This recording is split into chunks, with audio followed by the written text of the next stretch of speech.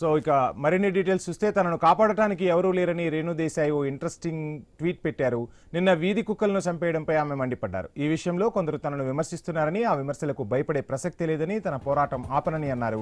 ఈ క్రమంలో కాశీలో గంగానదిలో బోటింగ్ చేస్తున్న వీడియోను రేణు పోస్ట్ చేశారు. తాను నమ్మే భగవంతుడి దగ్గర మాత్రమే తన బాధను చెబుతానని, ఆయన తన ప్రార్థనలు వింటాడన్న నమ్మకం తనకు ఉందని అన్నారు. తాను తరచూ కాశీకి ఎందుకు వెళ్తానో మీకు ఇప్పుడు అర్థమై ఉంటుందని ఆ పోస్టులో రాసుకొచ్చారు.